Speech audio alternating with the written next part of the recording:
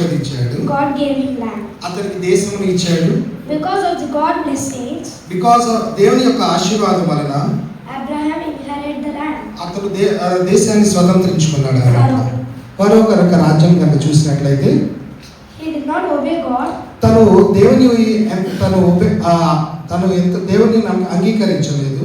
He oppressed the Israelites. తను Israel ఎంతగానో బాధించాడు అన్నమాట. Finally, he was destroyed in the Red Sea. చివరికి ఆయన ఎర్ర సముద్రంలో నాశనం అయ్యాడు అన్నమాట. Those who obeys God cannot stand. ఎవరైతే దేవునికి విరోధంగా నిలబడతారో వారు దేవుని పట్ల ఉంటారు అన్నమాట. చూస్తే చివరికి God blesses children who obey. ఎవరైతే దేవుని మాటలు విని who obey his words, ఆయన మాటలను అంగీకరిస్తారు, choosing the right paths make life strong. వారి యొక్క మార్గం కనుక ఎంచుకుంటే వాళ్ళ జీవితం ఎంతో బలంగా ఉంటుంది. The wrong path gives temporary joy but ends in loss. వారికి చెడు మార్గము తాత్కాలికంగా ఆనందం ఇస్తుంది కానీ చివరికి ఎంతో నష్టం వస్తుంది. Psalms 37:33. కీర్తనలు 37వ అధ్యాయం 23వ వచనం కనుక చూస్తే, The step of a man ఒకరి నడతన established by the Lord, యెహోవా చేతనే స్థిరపరచబడు, and he delight వాని ప్రవర్తన చూచి in his way. ఆయన ఆనందించు.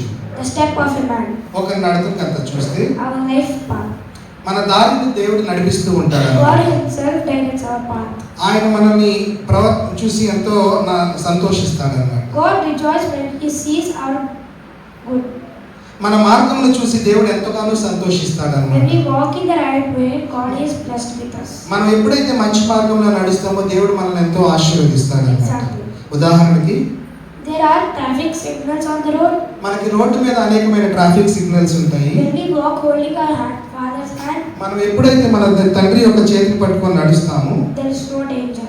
అక్కడ మనకి అపాయం అనేది ఉండదు అన్నమాట. Same way, అలాగే God holds our hands దేవుడు ఎప్పుడైతే మన చేతిని పట్టుకొని ఉంటాడో and shows us the right way. మనకి మంచి మార్గం కనుక చూపిస్తే, Joseph.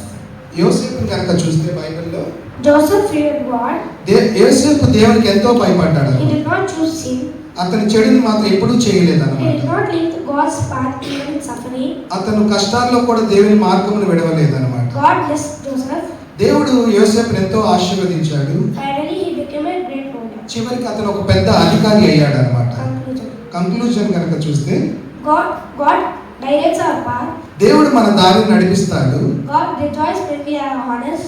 మనము దేవుడు ఎంతో ఆనందంగా ఇస్తాడు మనం నిజాయితీగా ఉంటే. Good behavior pleases to God. మంచి ప్రవర్తన దేవునికి ఎంతో ఇష్టం అన్నమాట. Psalms 37:24. కీర్తనలు 37వ అధ్యాయం 24వ వచనం కనుక చూస్తే, Though he falls, యెహోవా అతని చెయ్యి he shall not be cast down.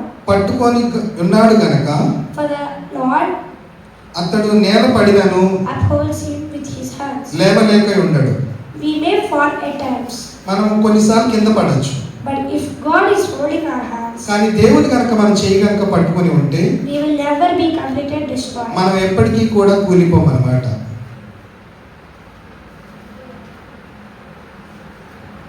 When God is with us, దేవుడు మనతో ఉన్నప్పుడు we receive strength సమస్యలు ఉన్నా కానీ to rise again even in problems. మళ్ళా లేచి మనం శక్తిని ఉంటాం అన్నమాట. Example, ఉదాహరణకి while learning to ride a bicycle, we may fall. మనము సైకిల్ నేర్చుకునేటప్పుడు కింద పడిపోతాం అన్నమాట. Father or mother holds our hands and lifts us up. ఎప్పుడైతే మన తల్లిదండ్రులు మన చేతికి పట్టుకొని ఉంటారో In the same way, అలాగే God loving lifts us up దేవుడు మనల్ని ఎంతో ప్రేమించి మనల్ని నిలబెడతాడు అన్నమాట, పడిపోనీయకుండా. and help us stand again. మనం పడిపోకుండా దేవుడు నిలబెడతాడు.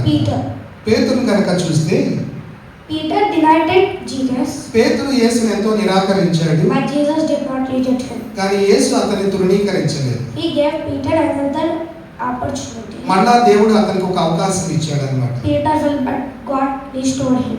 పేతురు పడిపోయాడు,